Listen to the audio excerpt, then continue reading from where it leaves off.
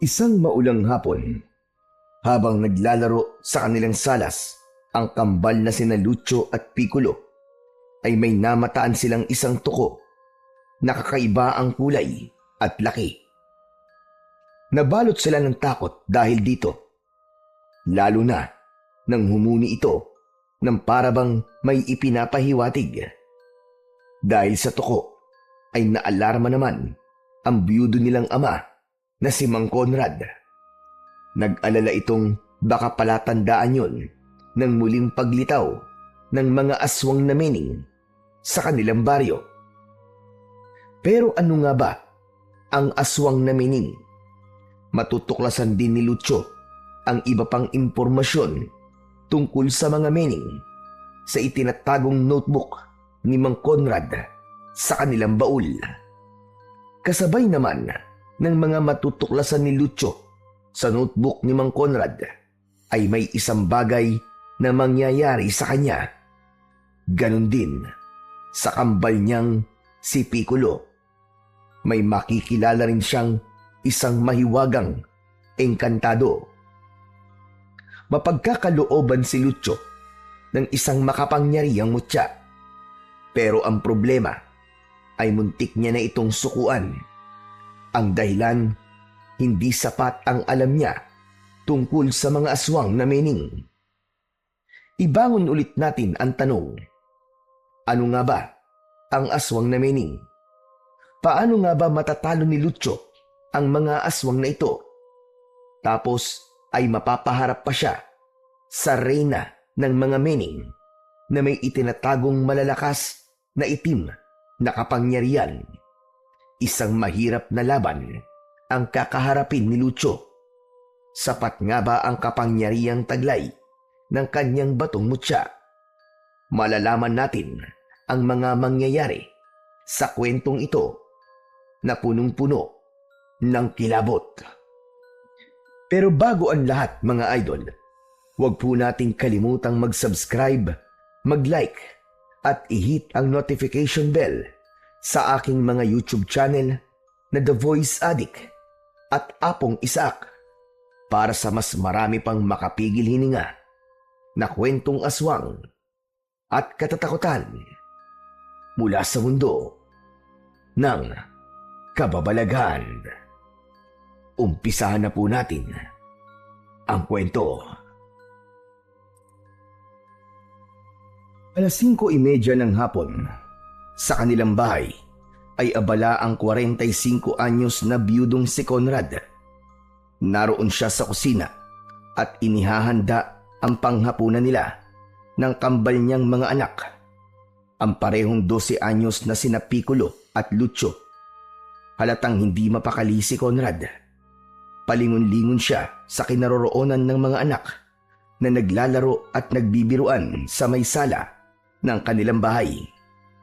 Maya-maya pa, nang hindi na siya makatiis, ay sandaling iniwan ni Conrad ang ginagawa at pinuntahan saglit ang mga anak. Mga anak, dito lang kayo ha. Wag na kayong lalabas at papagabi na. Hindi na magandang lumabas pa kayo at baka kabilugan pa ng buwan ngayon. Nakalimutan ko lang tignan ang kalendaryo sa kwarto natin. Huwag matigas ang ulo nyo ha. Tandaan nyo. Nandito tayo sa banda ng baryo natin. Nakakaunti lang ang mga bahay. Baka kung may anong masamang elemento ang biglang kukuha sa inyo sa labas. Mahirap na. Masamang elemento po? Tulad po ng ano, tay? Tanga, nakalimutan mo na ba yung mga kinikwento sa atin dati ni tatay? Yung mga tikbalang, diwende, tiyanak at kapre ba? Napakaulyanin mo talaga. Ito naman, parang hindi ko lang naalala kagad eh. Sinabihan mo na kagad ako ng tanga. Akala mo naman kung sino matalino. Tanga ka naman talaga eh. Ayaw mo lang aminin. Oo, tama na. Huwag na kayo magtalo magkapatid. Saka may isa pa palang elemento akong hindi nasasabi sa inyo. Nasabi ko na ba sa inyo ang tungkol sa mga aswang?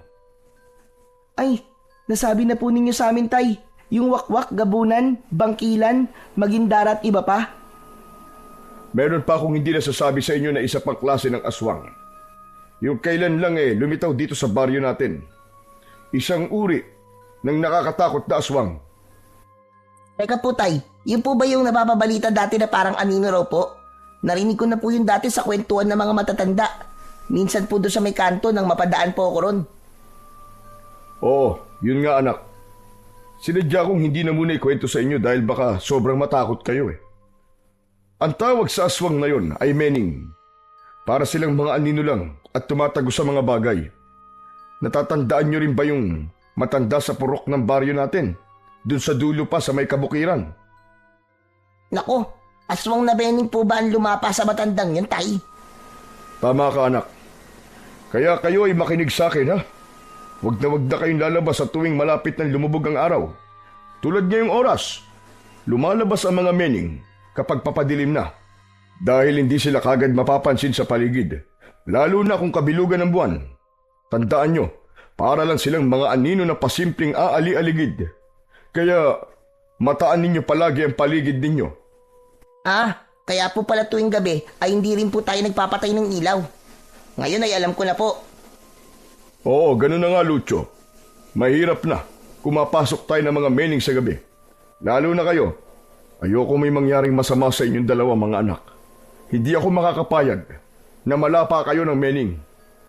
Pero tay, baka tinatakot nyo lang po kami ni Lucio ah. Anong tinatakot? Totoo mga aswang na mening. Narinig ko mismo sa matatanda.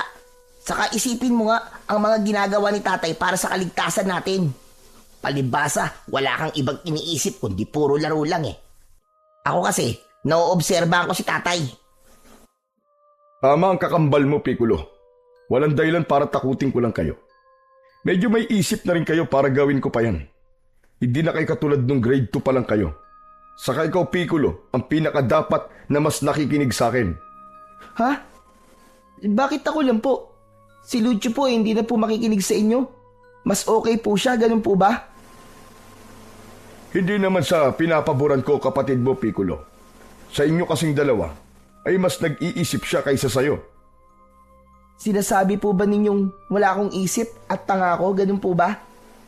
Pambihira ka naman oh. Walang sinasabing ganun si tatay sa'yo, Piccolo. Ang ibig sabihin ni tatay ay magkaiba kasi tayo kung mag-isip. Ikaw kasi ay medyo padalos-dalos eh.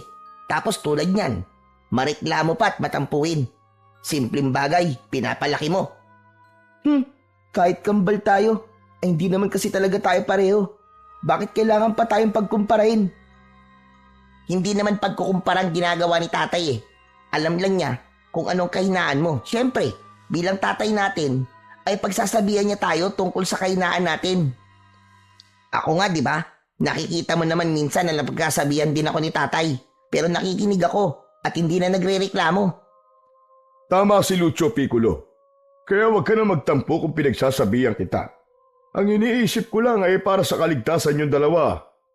Saka ito ang lagi yung iisipin ha. Pareho ko kayong mahal. Pareho kayong mahalaga sa akin. Kaya pinagsasabihan ko kayo. Kung hindi ko kayo mahal, bakit ko pa kayo pagsasabihan? Kaya wag ka na magtampo, Piccolo. Pakinggan mo ang sinasabi ko. Ayos ba? Sige na po, naiintindihan ko na po kayo. Hindi na po ako magtatampo. O siya, dyan lang kayo at isasara ko lang saglit ang mga bintana at pintuan ha. Magsasabit na rin ako ng mga bawang at iba pang mga pangontra. Wag na wag niyong aalisin. Saka maging alerto kayo sa paligid. Kung ano man ang mapansin niyong kakaiba sa paligid, ay sabihan niyo kagad ako. Maliwanag ba? Sige po tay, gawin niyo na po ang dapat niyong gawin. Ako na po ang bahala rito kay Piccolo. Ano? Kung makapagsalita ka, para namang mas matanda ka kaysa sa akin ah. Hoy, para sabihin ko sa'yo, magkaedad lang tayo no? Sige na po tay, ako na rin po ang bahala rito kay Lucio na to. I-Lucio nyo na rin po. At isama nyo na po sa ulam natin para wala na po akong problema. Aba, sira ulo ka talaga no? Hindi ka na nakakatuwa ah. Gusto mo, paputukin na kita? Sabihin mo lang at isasabay kita sa rebentador ni tatay. Sa asaran ng dalawa, ay lihim na lang na napapangisi si Conrad saka napapailing.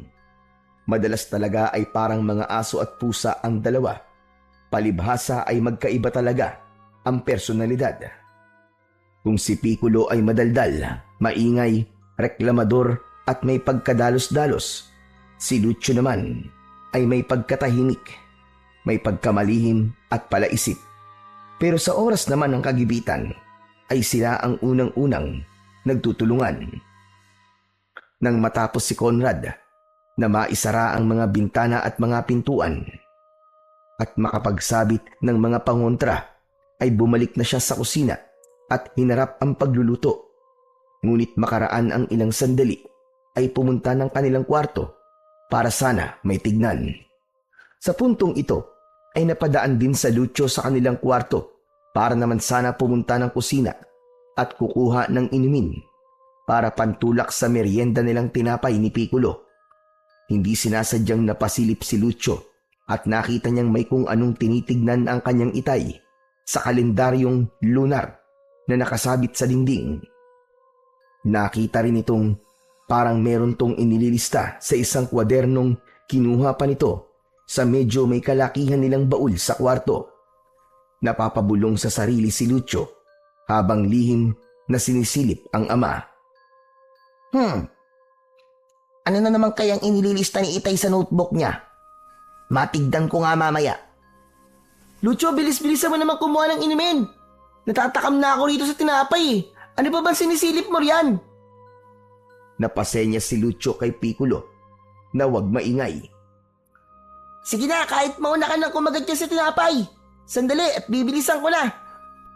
Parang kinakamot ko lang sandali ang likod ko sa dingding eh. Sobrang atat ka naman. Itinuloy na ni Lucio ang pagpunta sa kusina.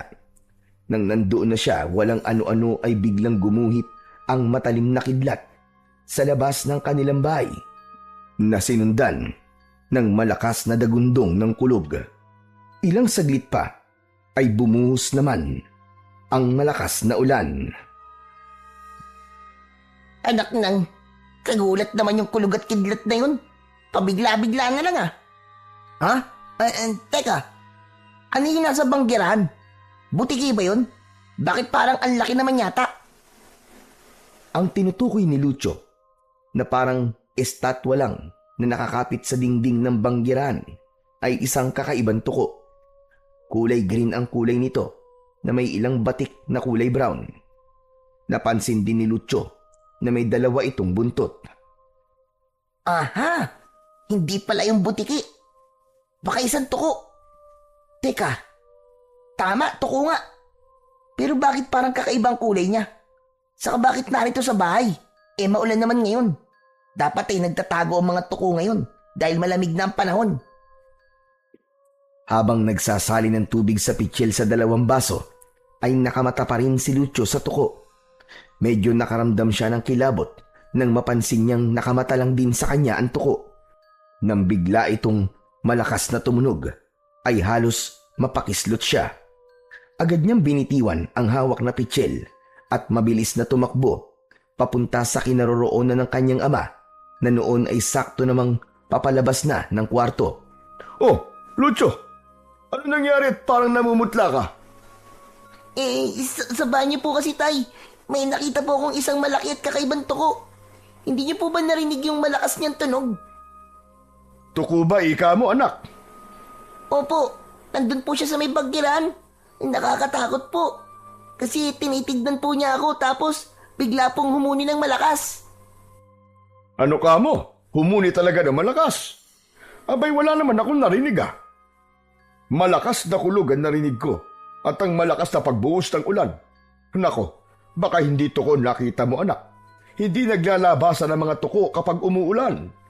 Baka masamang elementong nakita mo, sandali nga. Doon ka na muna sa kapatid mo at titignan ko ang sinasabi mo. Agad na pinuntahan ni Mang Conrad ang banggiran at hinanap ang tuko. Ngunit kahit saan sulok ay wala siyang nakita. Malalim siyang napaisip pagkatapos. Wala naman tuko rito ah.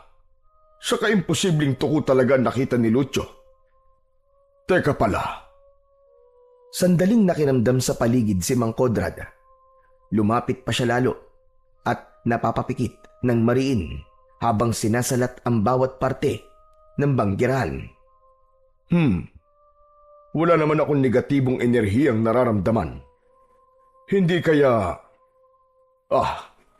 mapuntahan ko nga si Katemyong bukas. Itatanong ko tungkol rito. Natatandaan kong minsan ay may nabanggit siya sa akin na kapag biglang nagsungit ang panahon, ay may mangyayari daw na kakaiba sa kalikasan. Baka may kinalaman dito ang nakita raw ni Lucio na tuko. Samantala, sa kinaroroon ng salas ni Lucio at Piccolo, ay nabulabog ang kambal nang mapansin nilang nakakapit malapit sa bintana ang tukong siya ring nakita ni Lucio sa banggirahan.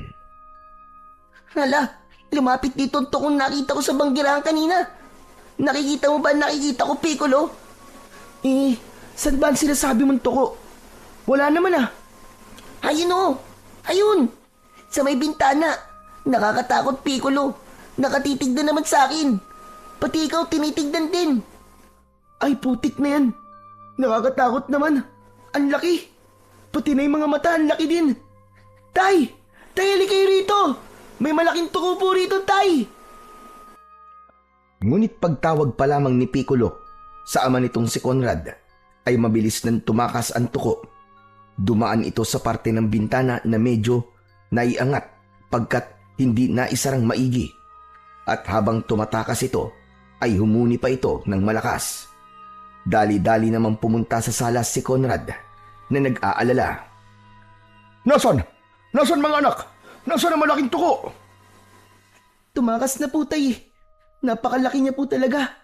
Kulay green po na may batik-batik na brown. Nakakatakot. Ang laki rin po kasi ng mga mata niya tapos tinitignan po kami ni Lucio na para pong may gustong iparating sa amin.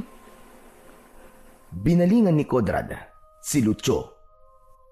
Yun din ba nakita mo kanina sa banggirahan, Lucio? Opo, Tay. Yun din po yun eh. Nagulat nga po ako nang biglang dito ko naman po nakita. Hindi po kaya masamang elemento po yun, Tay? Teka, nakita niyo ba kung saan dumaan at tumakas ang tuko? Itinuro ni Piccolo ang bintanang nakabukas. Doon po, Tay. Sa may bintana po dumaan. Lumusot po siya doon. Hindi niyo po yata naisarang maigi. Wala ba kayo napansin sa tuko nang dumaan sa bintana? Hindi ito umusok? Nanginig o natakot kaya? Hindi naman po, Tay. Pero humuhuni po siya ng malakas habang lumulusot po sa bintana. Sa mga sagot ng kambal ay malalim na napaisip si Conrad.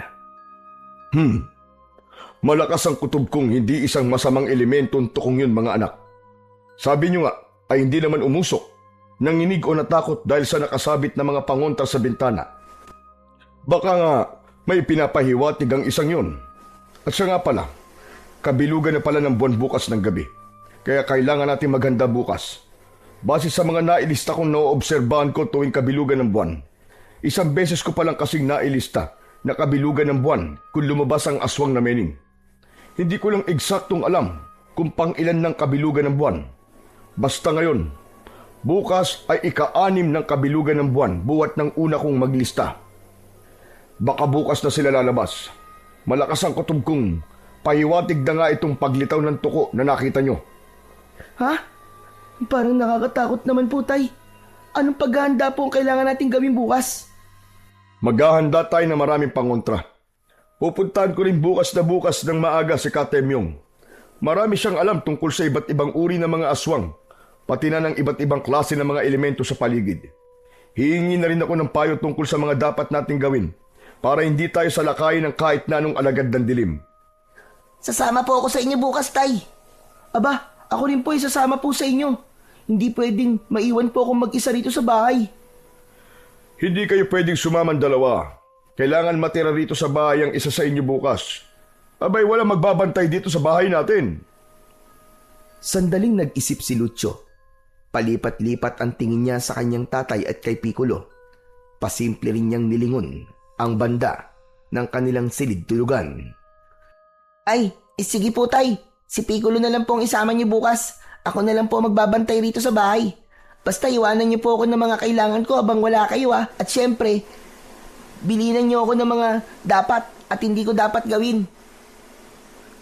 Nang gabing yon, ay napagkasunduan din nila kung ano ang mga dapat nilang gawin para sa kinabukasan. Ibinilin lahat ni Mang Conrad kay Lucio ang tulad ng mga sinabi nitong kailangan. At nang sumapit nga ang kinabukasan, ay maagang umalis sina Conrad at Piccolo. Lucio anak, Yung mga billing ko sa'yo kagabi ha. Huwag na huwag ka magpapapasok ng kahit na sino rito sa bahay o kahit sa bakuran man natin. Huwag na huwag mong aalisin ang mga pangontrang isinabit ko. May mga isinabit din ako at patagong inilagay sa mga bakod ng bahay natin sa bakuran. Panaka-naka mong mataan at baka may mga maalis. Palitan mo kagad kapag napansin mong may nawawala.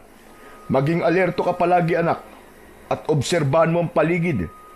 Maging wais ka ha. Opo tay, huwag niyo po akong alalahanin. Yan pong si Piccolo ang mas alalahanin niyo kasi kasama niyo po yan. At may pagkapasaway pa rin po yan. Tignan niyo oh. Binibilatan pa ako na parang Bebe. Kawawa naman si Lucio. May iwan mag-isa rito. Halaka, baka makita mo ulit yung malaking toko. Akala mo naman matatakot mo ako. Pasalamat ka at ako nagpaiwan. Dahil kung ikaw, hindi ka naman talaga papayag kasi matatakotin at duwag ka. Duwag! Oo, tama na yan. Ayan na naman kayo magkapatid eh. Nag-iinitan na naman kayo. Walang kawawa sa inyong dalawa, isa pa. Nagsasakripisyo tayo pansamantala para makapaghanda tayo ng maayos kung sakaling maglabasa na naman at sumalakay ang mga aswang na mening dito sa atin. Kung hindi tayo makakapaghanda, mas kawawa tayong tatlo pag nagkataon. Sige na po itay, lumakad na po tayo. Huwag na po nating isipin yung kalokohan ng Piccolo na yan. Huwag po kayo mag-alala tay. Tulad po ng billing nyo, ay magpapakawais po ako habang wala po kayo. Lahat po ng itinuro nyo sa akin ay palagi ko pong ginagawa kapag mag-isa lang po ako rito sa bahay. Mabuti naman kung ganun anak. O sige, paano? Aalis na kami ng kapatid mo. Ikaw nang bahala rito sa bahay ah. Babayo, alis na kami, Lucyong toko. Hehe. Si Raulo! Ay hala, ano yung nasa likod mo? Naku po, may nakakapit na tuko sa likod mo, hala ka! Natakot naman si Piccolo at di mapakaling kinapakapa ang likod nito. Ano? Nasaan? Naku tay, may tukuro pong kumapit sa akin. Alisin niyo po tay. Dali, alisin niyo po baka hindi na matanggal. Pero nang mapansing wala naman pala, ay sinamaan ni Piccolo ng tingin si Lucio. Alam mo, sira ulo ka talaga no? Wala naman pala. Tinatakot mo lang pala ako. Mamaya ka lang talaga. Lagot ka sa akin. Nang makaalis na ang dalawa, ay natatawa na lang sa sariling kalokohan si Lucio. Pero nang mahimasmasa naman, ay biglang may naalala. Ay, yung titignan ko nga pala sana sa baul ni tatay. Naku, kailangan ko nang makita kung ano ang dapat kong malaman habang wala si tatay. Dali-daling pinuntahan ni Lucio ang silid-tulugan nilang mag-aama. Nang bubuksan na sana niya ang baul, nakatamtaman ang laki, ay napansin niya ang kalendaryong nakasabit sa dingding. Teka nga, ano pala tong mga minamarkahan ni tatay sa kalendaryo? Matignan ko nga muna. Sa kalendaryo ay nakita ni Lucio na may mga bilog na marka ng lapis ang mga petsang kabilugan ng buwan. May ilan ding impormasyong nakalista sa gilid ng mga ito. Ito pala ang petsa kung kailan unang lumilitaw ang mga aswang na mening. Kabilugan nga ng buwan. Sa ikalawang kabilugan ng buwan hanggang ikalima ay puro nga walang aswang na lumitaw. Pero ano naman tong may mga kwadradong marka? Mga panahong nakakakita si tatay ng mga kakaibang hayop o kulisap sa paligid. Tapos ay puro mga panahong maulan pa at makulog at makidlat. Panghuli na nga rito, yung tuko. Ano kayang meron at may mga nakikita siyang kakaibang mga hayop o insekto? Sumunod namang binuksan ni Lucio ang baul. Sa loob nito ay nakita niya at binuklat ang notebook ng kanyang tatay. Nalaman niyang may kung ano-anong inililista rito ang kanyang tatay. Teka, anong mga to? Hala, may listahan para rito ng mga pangontra at mga langis. May listahan din ng iba't ibang uri ng mga aswang at ng mga masasamang elemento. Aba, meron din listahan ng mga engkantado, engkantada at mga diwata. Totoo kaya ang mga to? May isang pangalan ng engkantado sa listahan na parang umakit sa atensyon ni Lucio. Teka, ano to? Aramon? Wow! ang ganda naman ng pangalan ng engkantong to. Pero, bakit mga pangalan lang ang nandito? Puro si Katemyo ang nakakaalam sa mga pangalan to. Sana pala, ako na lang ang sumama kay tatay. Hindi sana, naitanong ko mga to kay Katemyo. Sayang. Walang ano-ano. Habang kinakausap ni Lucio ang sarili, ay bigla siyang nakarinig ng kung anong ingay sa labas ng kanilang bakuran. Dahil dito, ay dali-dali siyang dumungaw ng bintana ng kwartong kinaroroonan. Nakita niya ang isang matandang babae na napapasigaw at napapamura habang pilit na hinihila ang laylayan ng paldang nasabit sa bakod. Mabilis na pumanaog si Lucio at pinuntahan kagad ang matanda para sana ay tulungan. Nakalimutan niya na ang bilin sa kanya ng kanyang tatay. Aray ka! Aray, iho, tulungan mo naman ako! Nasabit ang palda ko! Tulungan mo ako, iho! Sandali lang po. Relax lang po kayo, Lola, at huwag po kayong malikot. Tutulungan ko po kayong maalis ang palda yung dyan. Saka, ano po kasing ginagawa nyo rito? At nasabit po ang palda nyo. Ay, ewan ko ba, iho? Huwag sana! Ay, tama! Magtatalbos lang sana ako ng talbos ng ampalayang lumalagpas dito sa bakod ninyo. Pero bigla na lang ako nasabit dyan nang hindi ko namamalayan. Hindi napansin ni Lucio na wala namang hawak na kahit isang talbos ng ampalaya ang kamay ng matandang babae. Dahil abala siya sa pagtanggal sa laylayan ng palda ng matanda, ay hindi na rin niya napansin na para palang medyo umuusok ang katawan nito. Mailap din ang mata ng matanda at pasimpleng minamataan kung may iba pang tao sa paligid. Mag-isa mo lang ba yan sa bahay ninyo, iho? Opo. Ay, hindi po pala. May kasama po pala ako sa loob. Sino naman ang kasama mo? Ay, di male. Pwede bang ipagtalbos mo na rin ako, iho? Tapos, labasin mo na lang ako rito kapag tapos ka na. Magpapahinga lang akong saglit sa ilalim ng podong yon. Puntahan mo na lang ako pagkatapos mo, ha? Lola, pumasok na lang po kaya kayo rito sa bakuran namin. At dito na lang po kayo sa may puno rito magpahinga at maghintay. Ay, nako. Wag na, iho. At napagod na rin ako. Ang lagay ba paglalakarin mo pa ako ng paikot para lamang makapasok dyan? Kita mo naman, medyo nagiginig na nga ako. Siyempre, matanda na ako. Kaya madali ako mapagod. Ay, ganun po pala. Sige po, magtatalbos na po ako. Pupuntahan ko na lang po kayo riyan pagkatapos ko. Habang nagtatalbos si Lucio, ay lihim siyang sinamaan ng tingin ng matandang babae. Ang mga mata nito ay saglit na biglang medyo naging kulay pula. Halatang nag-iisip ito ng malalim habang nakatitig kay Lucio. May ibinubulong din ito sa sarili. Paano na ito? Paano ko malalapitan ang batang ito? Ganitong may malakas palang mga pagontrang nakapalimot sa bakura nila.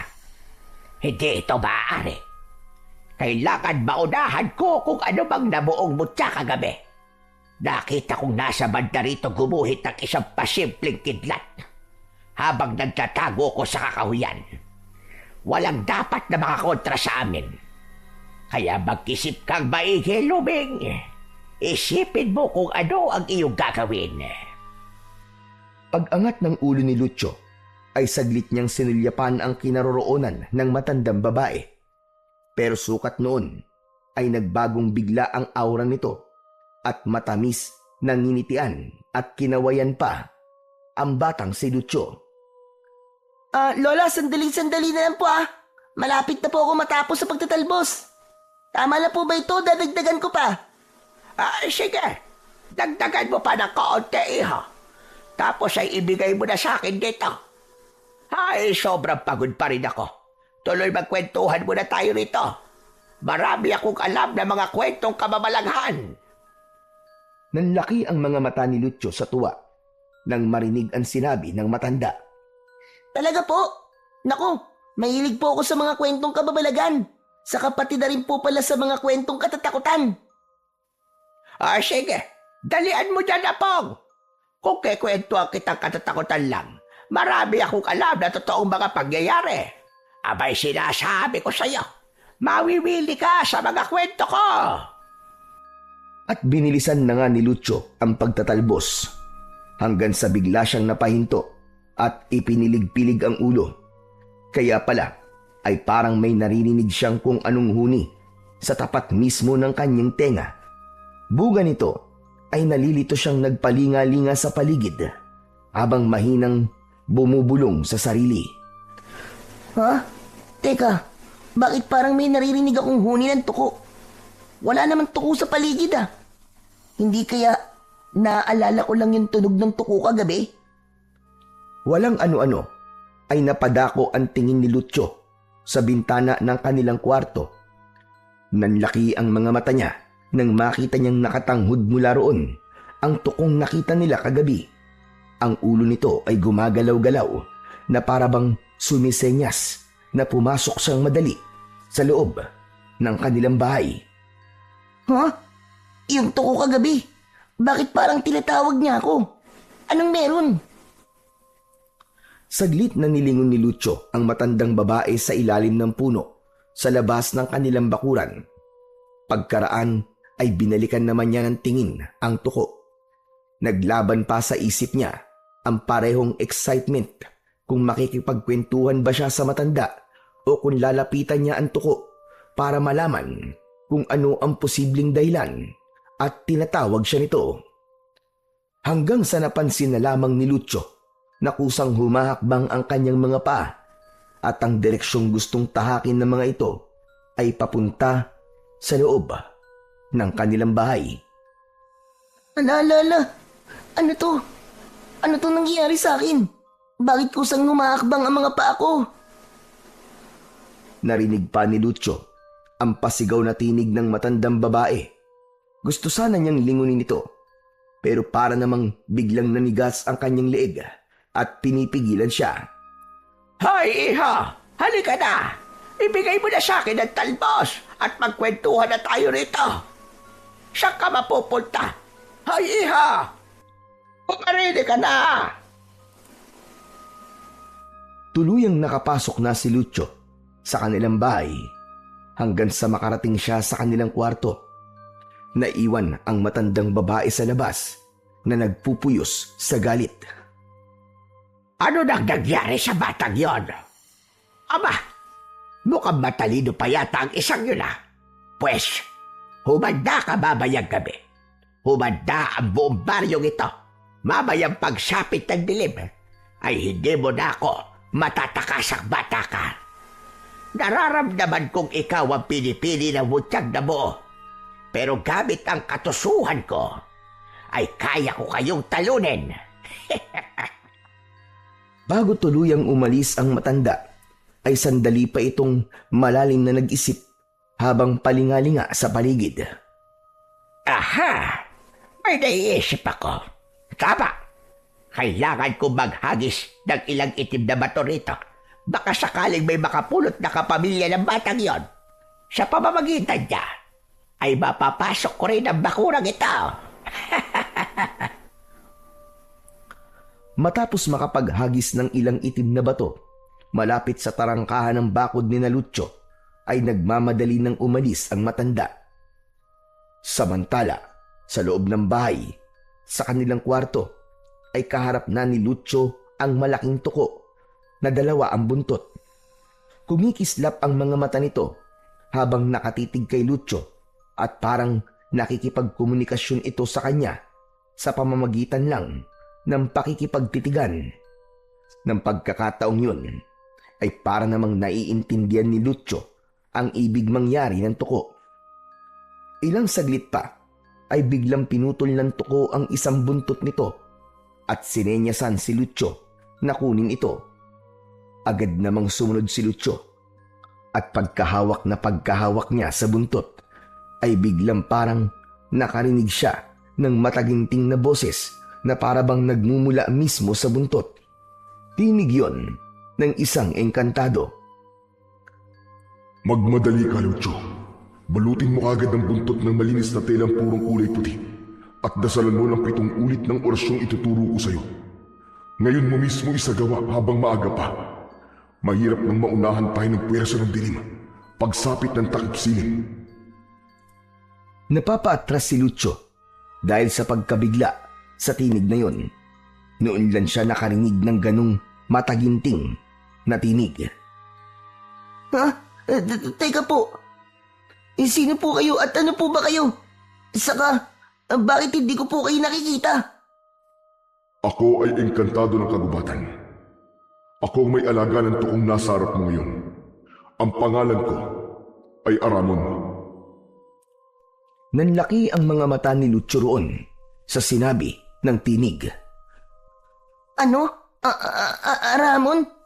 Kayo po ba mismo yung engkantadong nasa listahan ni tatay sa kanyang notebook? Oo, Lucio. Ako nga. Huwag kang matakot sa akin, sapagkat hindi ako masamang engkantado.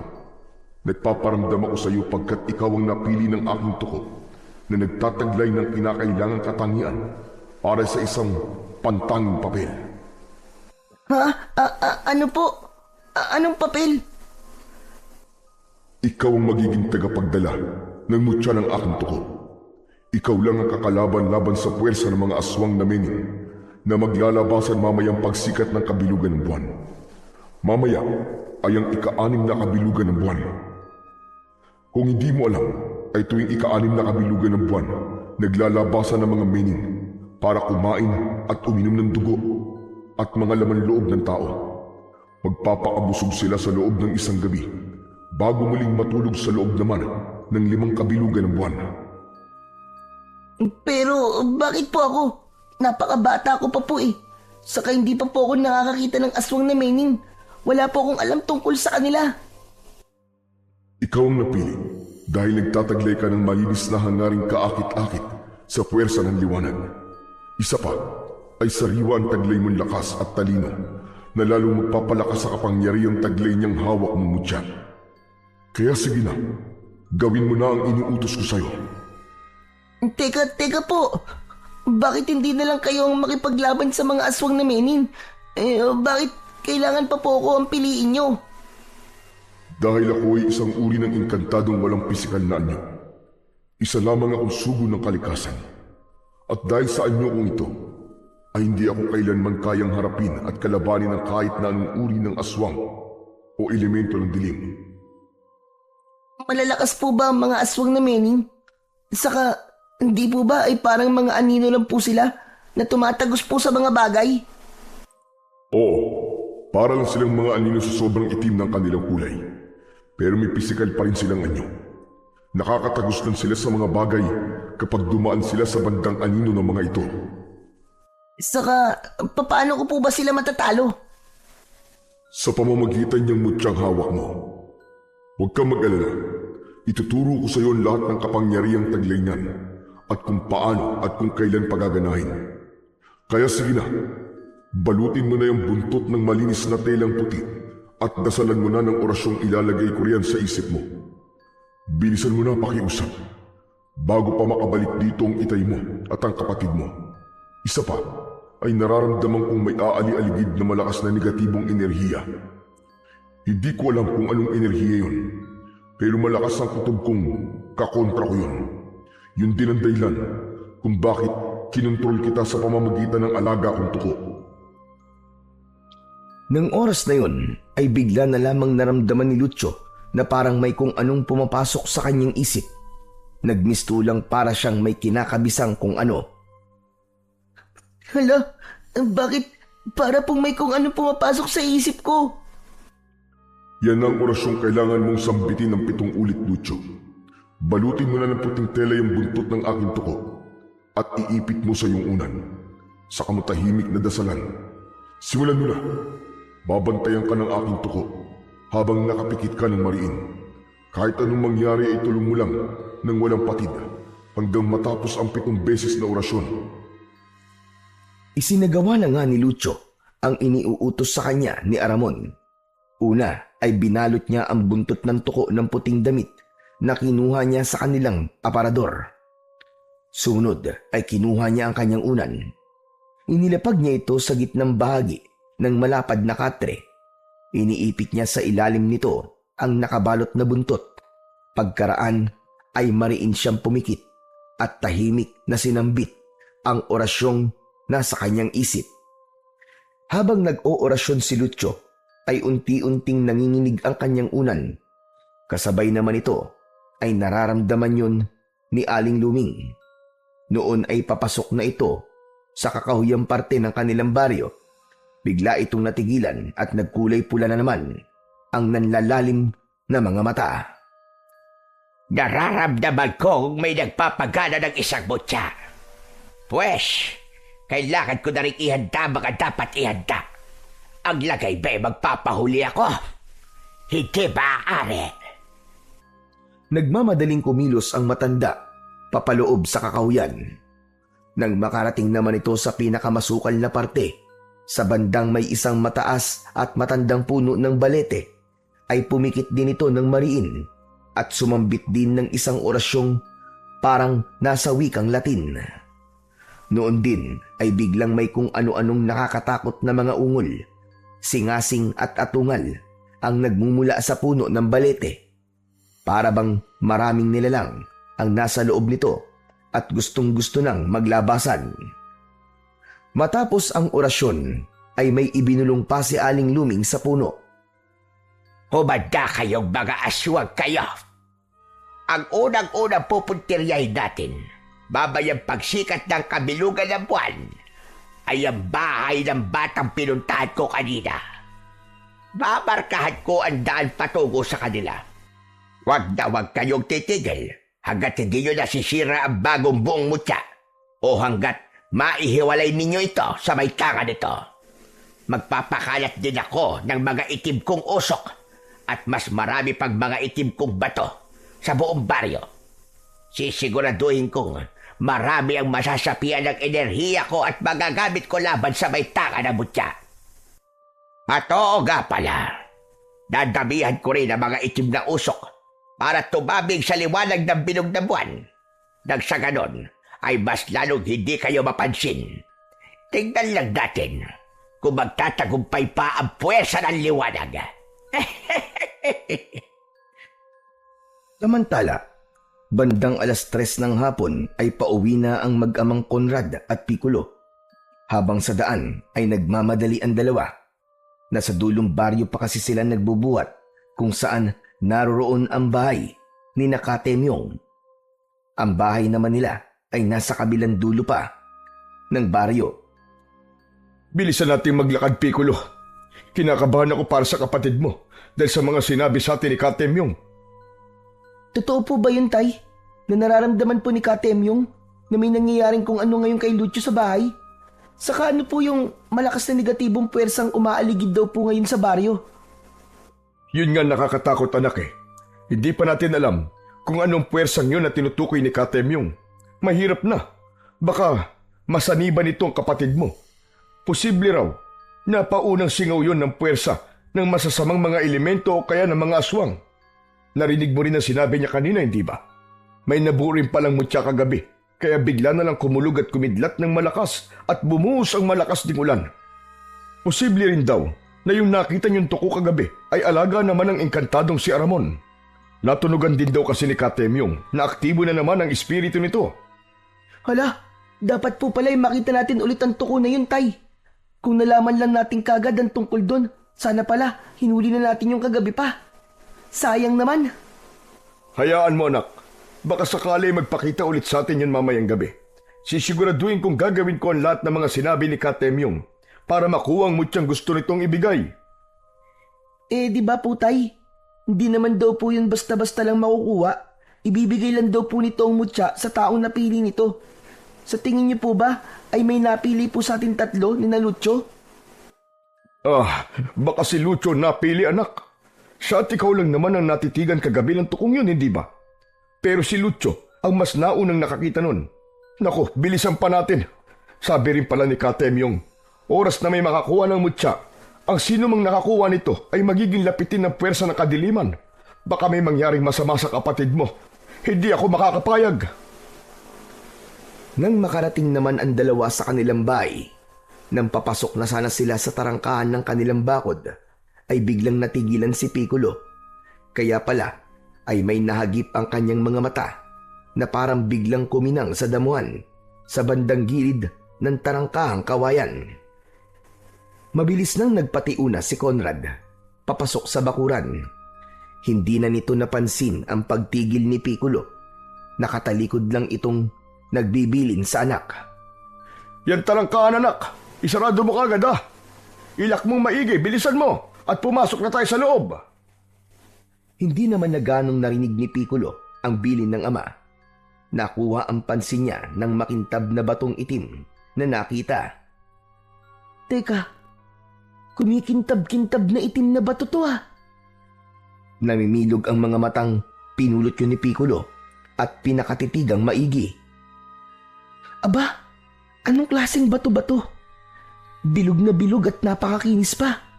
Tapos parang napakabigat naman ito samantalang maliit lang naman to. Ano kaya to? Ah, baka ito na yung mutyang nabuuro kagabi. Baka galing mismo to sa tukong nakita namin ni Lucio. Aba, mukhang ako pa yata ang napili ng tuko. Ayos to. Pero teka, maibulsa nga muna ito. Itatago ko muna at hindi ko rin muna sasabihin kay tatay. So surpresahin ko sila. Ngunit ng puntong yun ay walang kamalay-malay si Piccolo na may manipis na itim na usok palang parang sinusundan siya sa kanyang likuran. Unti-unting pumapasok ito sa kanyang katawan. Sa di kalayuan pala, sa likod ng isang puno ay nagkukubling nagmamasid si Aling Luming. Nakakaloko ang namumutawing ngisi sa kulubot nitong mga labi. Sa wakas, tagumpay ang plano ko. Susubukin ko kontrolin kagad ng batang yon. Kailangan makontra ko ang pagkala ng mutya. Kaya humanda kayo. Ngunit medyo natigilan ang matanda nang may mapansin. Teka, namabalik ba ba ako? Yun din yata yung batang pinagtalbos ko kanina at hindi na ako binalikan. Saka bakit parang iba na ang pakiramdam ko sa kanya? Bakit hindi ko na nararamdamang siya ang parang napili ng mutya? Aha! Baka nakontra ng batong itim ko. Ayos kung ganon. Pero kung sakali mga kontrahin na naman ang mutya ay kailangan ko ng paganahin kagad ng batong itim ko sa batang iyon. Kumilos ka kagad, Luming. Hindi ka dapat magpakampante. Nang oras mismong yun ay pinagana na nga ng matandang babae ang batong itim nito. Bumulong ito ng maigsing orasyon sa wikang sinaunang Latin. Bilang resulta, si Piccolo noon, nakakapasok lang sa kanilang bakuran at kakasara ng tarangkahan, ay biglang napatayo ng tuwid at nakaramdam ng kakaiba sa sarili. Ha? Teka, ano itong nararamdaman ko sa sarili ko? Bakit parang may kung anong bumubulong sa akin? May ibang tao ba sa paligid? Wala naman ah. Malabo namang si Itay yun. Samantalang nasa loob naman siya ng bahay. Saka, ano to? Nahihilo ko ah. Nako, kailangan ko ng bilisang makapasok sa bahay. Biglang iba na ang pakiramdam ko. At para na rin akong giniginaw. Delikado na to. Habang papasok ng kanilang bahay, ay hindi na natiis ni Piccolo na tawagin ang kanyang tatay. Tay! Tay, tulong! Tay, Lucio! Tulungan niyo ako! Agad-agad namang tinakbo ni na Conrad at Lucio si Piccolo nang marinig ng mga ito ang sigaw ng huli. Ano nangyayari sa'yo, anak? Bakit namumutla ka ng ganyan? Hindi ko po alam, Tay, kung ano po nangyayari sa akin. Bigla na lang po akong nahilo at parang nasusuka ako, Tay. Tapos po lalo po ako nangihina. Sa pagkakataranta ay dali-daling binuhat ni Conrad ang anak at mabilis na pinahiga sa katre sa kanilang kwarto. Sa uran ni Lucio, naihiga si Piccolo. Nang puntong yun ay biglang natigilan si Lucio nang may ibinulong sa kanya si Aramon. Tahimik lang siyang nakinig. Siyempre ay siya lang ang nakakarinig ng tinig ni Aramon. May kung ano negatibong puwersang pumasok sa kapatid mo, Lucio. Mabuti na lamang at sa unan mo siya na ipaunan ngayon. May naisip akong gawin, pero sa ngayon ay makabubuting huwag ko na munang sabihin sa'yo. Isa mo na itong mahigpit na lihim. May tanong si Lucio tungkol doon, pero sa isip lang niya binanggit. Kung ganun po, ano po ang dapat namin gawin para kay Piccolo? Hindi po ba siya mapapahamak dahil sa sinabi niyong negatibong puwersa na pumapasok sa kanya? At paano po namin yun maaalis ni Itay? Ako na ang bahalang kumontrol sa masamang enerhiya na nasa kanya, Lucio.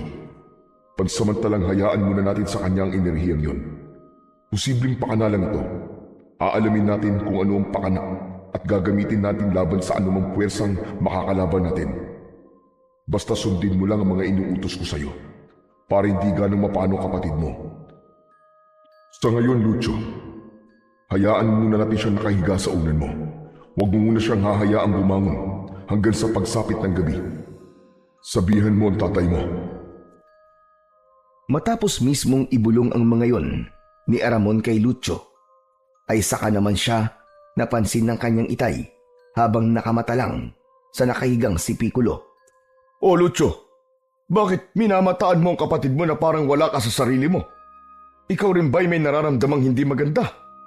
Saka siya nga pala anak, kaninang wala kami rito ni Piccolo.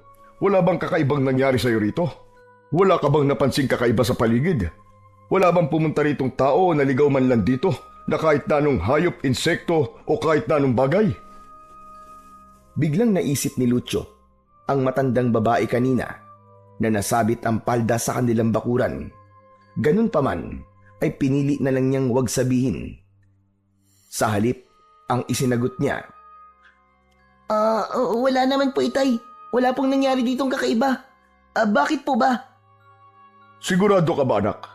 Yung tuko na nakita niyo kagabi, hindi ba ulit nagpakita sa'yo kanina?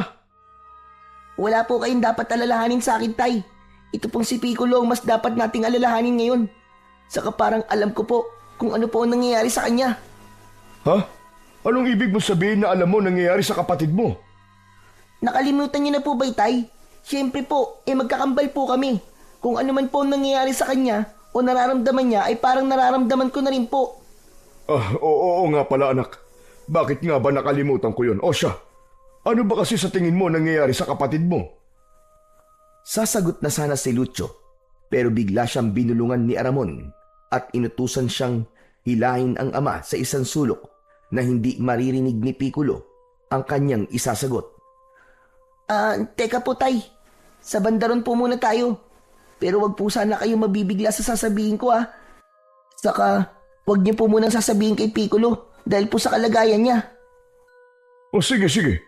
Pero ano ba kasi anak ang nangyayari sa kapatid mo? Napasukan po siya ng masamang enerhiya, Tay. Yun po ang nararamdaman ko. Ha? Masamang enerhiya? Nako, baka yun na yun nabanggit sa akin ni Katemyong na may umaaligid daw ngayong masamang espiritu sa baryo. Pero bakit ang kapatid mo pang napasukan? Saka paano nangyari yun? Magkasama naman kami kaninang umuwi.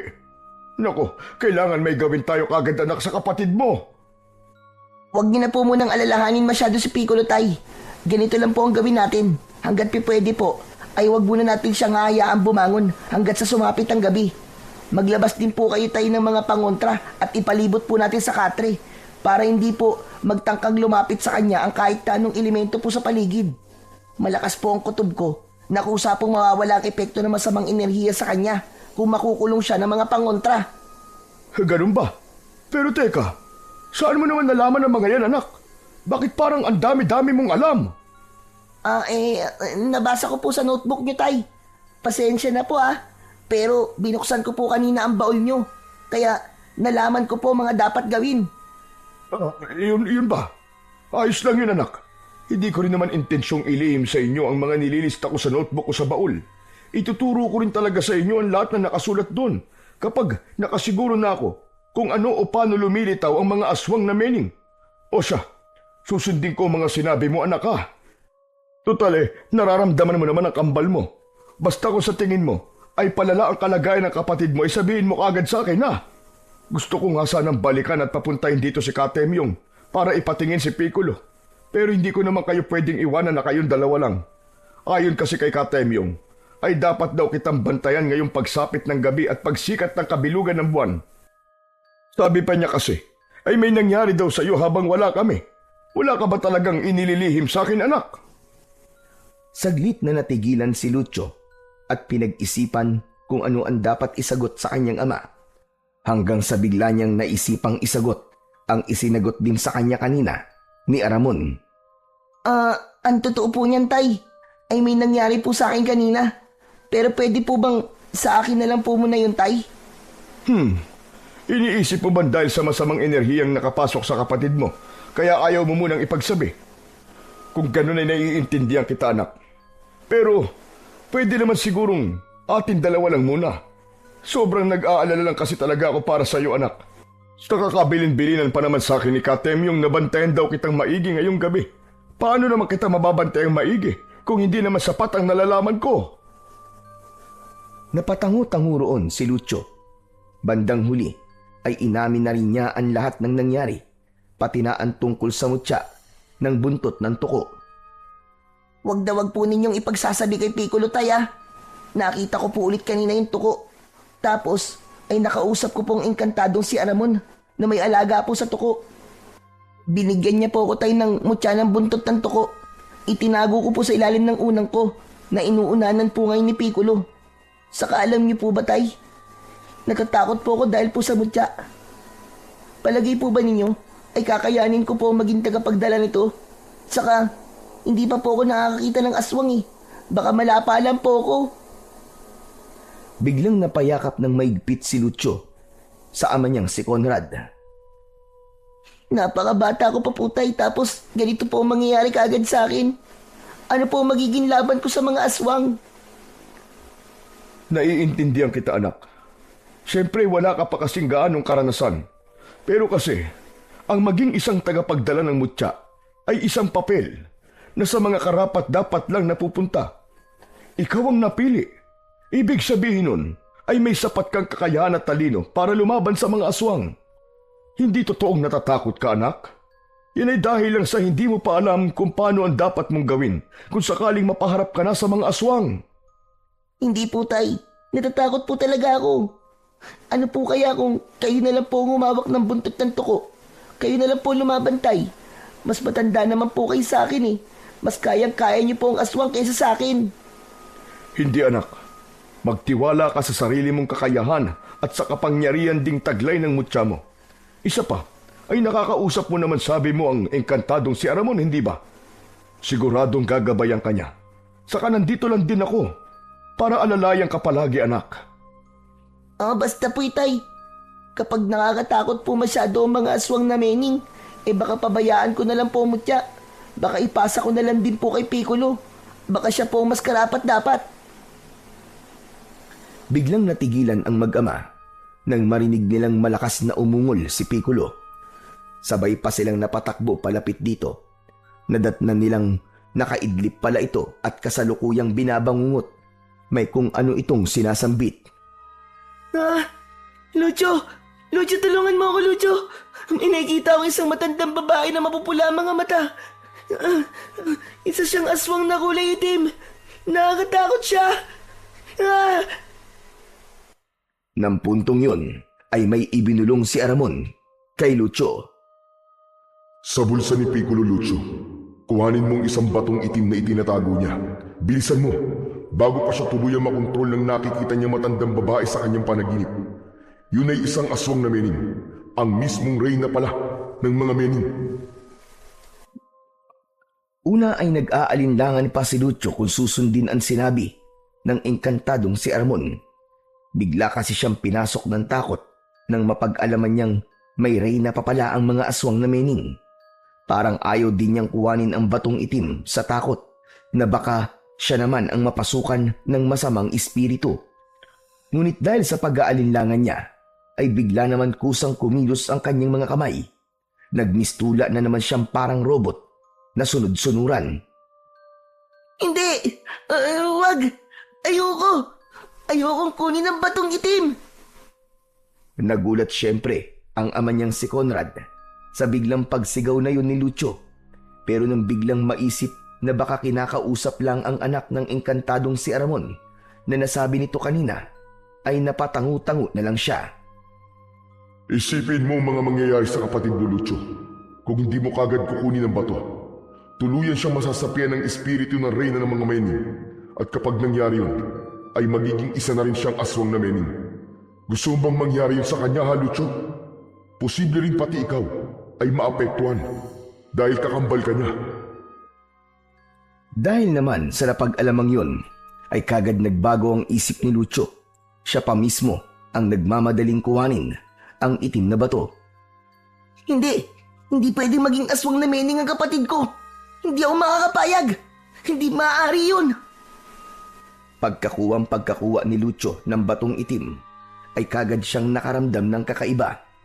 Isang mabigat at sobrang lamig na enerhiya. Bigla rin siyang nakarinig ng bumubulong na tinig ng isang matandang babae. Nagulat pa siya nang makilala ang tinig na yon. Kumusta, bata? Ako ang matandang babaeng nakausap mo kanina. Isa akong engkantada. Kahit tinalikuran mo ko kanina, ay ikaw pa rin ang napili ko. Ang hawak mong batong itim ngayon ay isang uri ng mutya. Regalo ko yan sa'yo. Gagawin kitang makapangyarihan. Bigla namang sumingit ang bulong ni Aramon sa kabilang tenga ni Lucio. May iniutos sa kanya ang engkantado na dapat gawin upang hindi tuluyang makontrol ng batong itim ng matanda. Dahil nasa kanya naman na raw ang batong itim, ay pwede na raw kuhanin ni Lucio ang mutya sa ilalim ng kanyang unan na hinihigaan ngayon ni Piccolo. Pagkakuha niya nito, na noon ay naging isa na palang makintab na bato na kulay berde, na guhit-guhitang puti, ay mahigpit niya itong hinawakan sa kanan niyang kamay, habang hawak naman ang batong itim sa kaliwa. Pinausal siya ni Aramon ng isang orasyon ng pagpapagana sa katawan niya ng kapangyarihan ng mutya. Matapos mabigkas ang orasyon, pagdilat ni Lucio ng kanyang mga mata, ay nagulat pa si Conrad. Paano ay saglit na naging berde ang kulay ng kanyang mga mata, ngunit kagad din bumalik sa dati. Yung pala ay hudyat na gumagana na nga sa katawan at isip ni Lucio, ang mutya. Kapag tulad ng utos ni Aramon, ay isinuksok ni Lucio ang kanyang batong mutya sa bulsa ni Piccolo na noon ay hindi na binabangungot pero hindi pa rin nagigising. Nagising lang ito pagkasuksok ni Lucio sa bulsa nito ng batong mutya. Pero nang puntong yun ay biglang naguluhan si Conrad pagkakita sa mga mukha ng kanyang kambal na mga anak. Bigla siyang nalito. Kaya naman ay sinamantala yun ni Lucio na ipaliwanag kung ano ang nangyari. Samantala, pagsapit naman ng gabi ay sumikat na ang kabilugan ng buwan. Dito na nagsimulang maglabasan ang mga aswang na Mening. Wala pang 3 minuto, pagkasikat ng bilog na buwan, ay umalingaw-ngaw na kagad sa buong baryo ang takot na hiyawan ng mga tao. Dahil dito ay nataranta na rin sina Conrad, Piccolo at Lucio. Anak nang, mukhang naglalabasan na ang mga aswang na Mening, mga anak. Kailangan maghanda tayo. Sandali lang, at magsasabit pa ako ng marami mga pangontra sa mga bintana, pintuan, at pati na rin sa mga dingding ng bahay natin. Ikaw naman, Piccolo, huwag ka na munang babangon.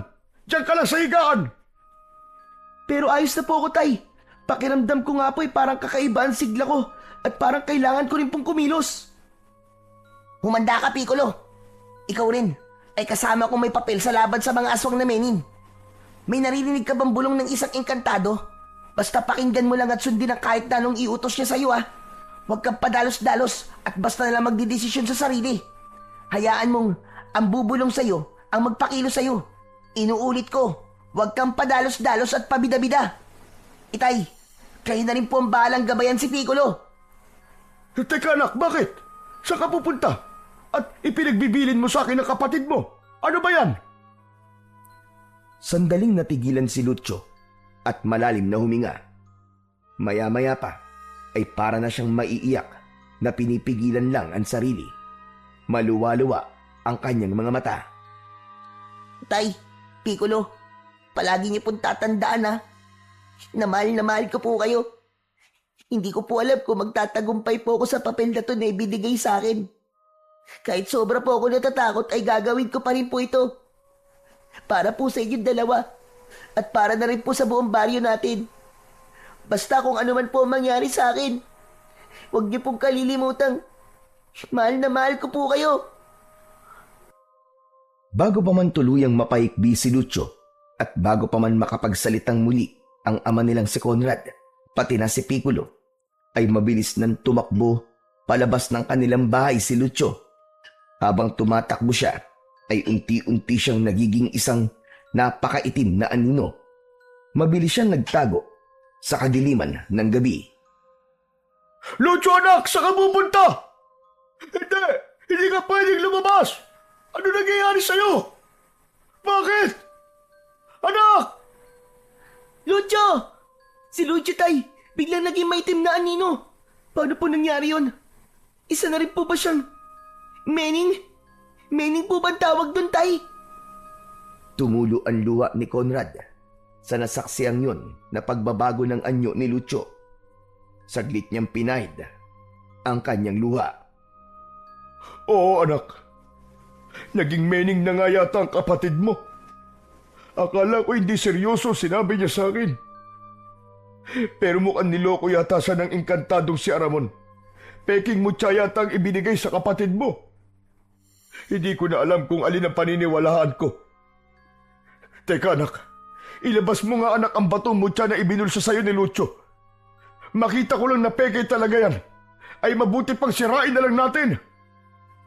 Teka, tay, Aramon? Batong mutya po sa bulsa ko. Teka po, tay. Nalilito po ako sa mga sinasabi niyo eh. Ano po bang mga sinasabi niyo sa akin, tay? Wala na tayong panahon magpaliwanagan pa anak. Saka na. Basta sa ngayon ay ilabas mo na ang batong mutya na inilagay sa iyo ng kapatid mo. Kunot ang noong sumunod na lang si Piccolo. At nang madukot niya ang batong mutya, ay nagtaka siya. Teka po, tay. Ito po ba ang sinasabi niyong mutya? Pero, paano biglang naging kulay green to? Ang natatandaan ko ay makintab na batong itim pong nasa bulsa ko. Napulot ko po yun sa may tarangkaan ng bakod natin eh. Pero bakit po ito'y naging kulay green na? Saka... Natigilan si Piccolo at lalong nangunot ang noo nang makarinig siya ng bulong sa kanyang tenga. Binubulungan siya ng engkantadong si Aramon. Huwag kang matakot sa akin, Piccolo. Ako si Aramon, isang engkantado. Sa akin ang galing ang mutyang hawak mo. Pansamantalang ipinahiram sa iyan ni Lucio. Sabihan mo ang itay mo na ako ang bahala sa inyong dalawa sa pamamagitan ng mutyang batong yan. Huwag niyo lang hahayaang mawala o masira yan. Mawawalan kayo ng proteksyon laban sa mga aswang na mening kapag naiwala o nasira yan. Pati si Lucio ay mapapahamak. Tuluyan siyang magiging kampo ng mga mening kapag nagkataon. Hindi na rin siya makakabalik sa dati. Kaya't hindi dapat mangyari yun. Nanlaki ang mga mata ni Piccolo sa kanyang mga narinig. Alam ko na po, tay, kung bakit nasa akin po to. Totoo pong batong mutya to, tay. Bumulong po sa tenga ko ang isang engkantado. Aramon po ang pangalan niya. Ano? Talaga ba anak? Pero hindi pa rin tayo nakasiguradong totoo ngang engkantadong si Aramon nga nakakausap ninyo magkapatid. Baka iniisahan lang tayo ng isang masamang espiritu na baka alipores mismo ng mga aswang na mening. Akin na yung batong yan anak at sisirain ko. Itatago pa lang sana ni Piccolo ang hawak na batong mutya pero naunahan siya ni Conrad. Mabilis ang ginawa nitong paghablot sa batong noon ay hindi nila napansing kasalukuyang naglalabas ng manipis na kakaibang puting usok. Ngunit isang malaking pagkakamali ang nagawang yon ni Conrad. Dahil sa pabigla niyang paghablot, idagdag pang nakakapaso pala ang batong mutya kapag sa pilitang inaagaw. Ang nangyari tuloy ay nabitiwan ni Conrad ang bato at tumilapong palayo sa kanilang dalawa. Sa malas pa ay lumusot ito sa butas ng saig na kawayan at nahulog sa silong. Nang sandali pang yun, ay naramdaman ng mga aswang na mening ang tumatagas na enerhiya ng batong mutya. Delikado pa namang walang may hawak nito dahil magsisimula ng unti-unting mabawasan ang enerhiya nito ora mismo. Sukat noon din ay kumilos ang mga aswang na mening sa paligid at lalo pa silang nagdadagsaan sa palibot ng bakuran ng pamamahay ng mag-ama. Galit na galit ang mga ito pagkat hindi naman makapasok sa mga bakod na kawayang nasasabitan ng mga pangontra. Kaya ang ginawa ng ilan ay nagpumilit na sirain ang mga pangontra at tiniis ang pagkapasok. Nagsakripisyo rin ng iba na mga nasunog hanggang maging abo. Talagang desperado ang mga itong masira ang lumantad na batong mutya. Sa kabilang dako naman, si Lucio na noon ay nasa anyong mening ay kausap ang reyna ng mga mening na si Aling Luming. Natutuwa akong dahil sa mutyang ibinigay ko sa'yo ay isa ka na ring aswang na mening iho. Nililaglang kita. Pero ngayon ay wala ka nang magagawa pa dahil kontrolado na kita. Ngayon ay ilabas mo naman at ibigay sa akin ang totoong batong mutya. Kailangan nating sirain yan sa lalong madaling panahon. Noon ay parang robot na lang si Lucio. Pati kung magsalita siya ay naiba na rin. Medyo mabagal pa. Parang putol-putol na para ring isang inchik na nagpupumilit magtagalog. Wala aking batong mutya. Hindi akin hawak batong mutya. Kambal akin hawak batong mutya. Ha? May kakambal ka? Punye, basta ba no? Pues, gumawa ka ng paraan para maagaw mo ang batong mutya sa kakambal mo. Ngayong gabi rin, ay kailangan maagaw mo yon. Dahil kung hindi, ay balalagot ka talaga sa akin. Madali lang agaw batong mutya. Basta iyo ako bigay kapangyarihan kontrol iba mening. Amin sama-samang pagtutulungan, kambal akin. Sandaling natigilan si Aling Luming at nakamata kay Lucio na nag-iisip. Kung ayaw mo, bahala ikaw. Hindi akin makukuha, masisira batong mutya. Kampon mening matatalo. Sige, alis na ako. Ako punta kakambal akin para agaw batong mutya. Kahit ako madali matatalo. Bahala ka iyo buhay. Ikaw tanga. Ha? Buwisit ka. Sige, ipagkakaloob ko sa iyo ang kakayahang kontrolin ng mga kapwa mo mening. Siguraduhin mo lang na magtatagumpay ka sa ipag-uutos ko sa iyo. Pero taging ako ang hindi mo pwedeng kontrolin. At kapag nagtagumpay ka, gagawin kitang prinsipe ng mga mening at magiging kapalit ko sa hinaharap. Ikaw ang papalit sa akin at magiging hari ng mga mening. Wow! Akin gusto yan. Sige na, bigay iyo akin kapangyarihan. Nararamdaman aking batong mutya. Tapon malayo. Bilis ikaw.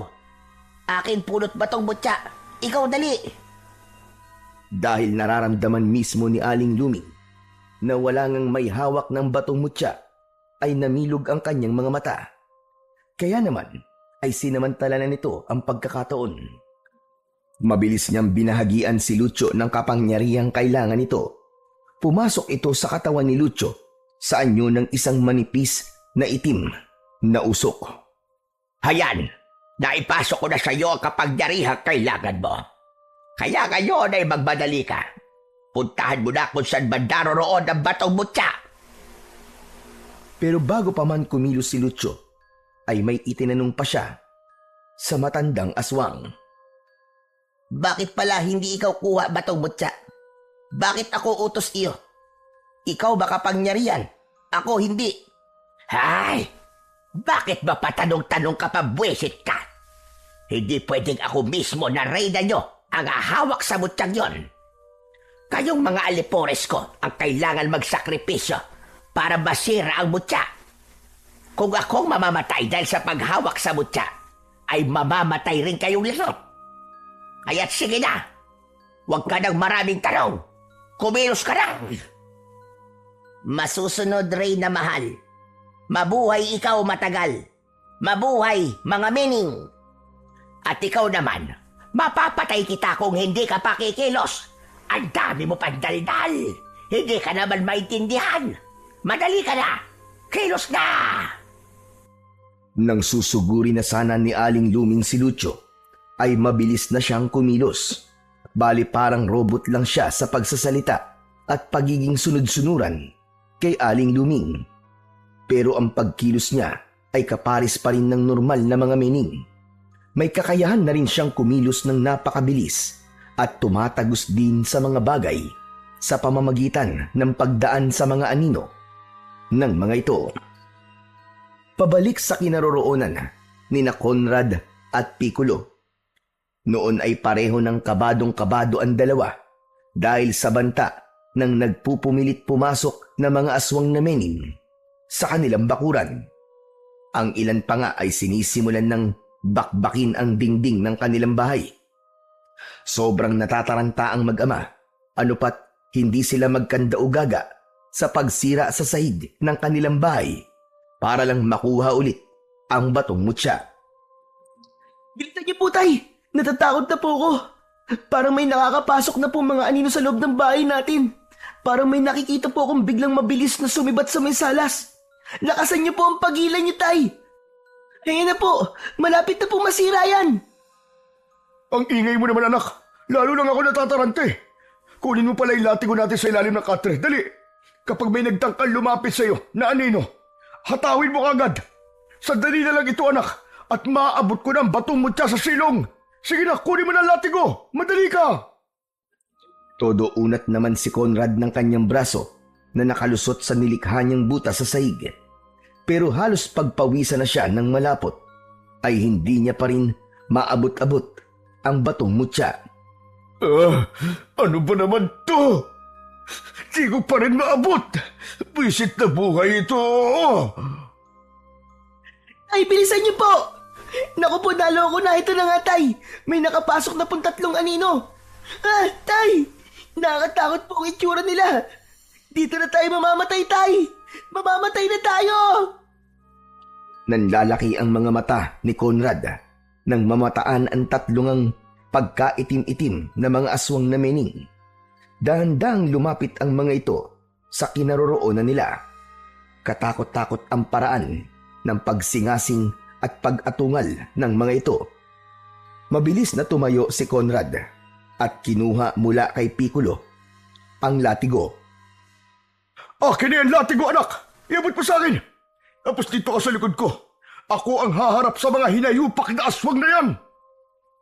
Pero, Tay, paano po ang batong mutya? Yun po ang kailangan natin. Hayaan na muna natin ang mutya na yan, anak. Saka nasa na ba ang engkantadong aramo na yan? Wala bang ibinubulong sa'yo, anak? Sa oras pala ng peligro, ay hahayaan lang tayo. Napakawalang kwenta namang engkantado na yan. Maya-maya ay biglang nanlaki ang mga mata ni Piccolo. Sabay malakas na napasinghap nang may masilip sa butas sa sahig. Isang bata pang mening ang nakita niyang nakatitig sa kanya. Mapulang-mapula ang mga mata nito. Tay! Pati sa silong po natin may aswang na mening na rin. Tay! Paano na po gagawin natin ito? Ayoko po pong mamatay, Tay! Bata pa po ako! Nasaan, anak? Wala naman dito, Ngunit ng puntong yon ay bigla na ring natahimik si Piccolo. Kaya pala ay naririnig naman ito ang bulong ni Aramon. Pero bago pa man matapos ang kung anumang ibinubulong ng engkantado, ay tuluyan ng nagiba ng mga mening ang kanilang bahay at sabay-sabay na sinugod ng mga ito ang mag-ama. Umalingaw-ngaw ang katakot-takot na sigaw nilang dalawa. Tay! Tay, mamamatay na tayo dito, Tay! Tay! Mga hayop kayong mga aswang kayo! Mga demonyo kayo! Mga kampo ng kadiliman! Hindi ako makakapayag na malapan niyo kami! Hindi!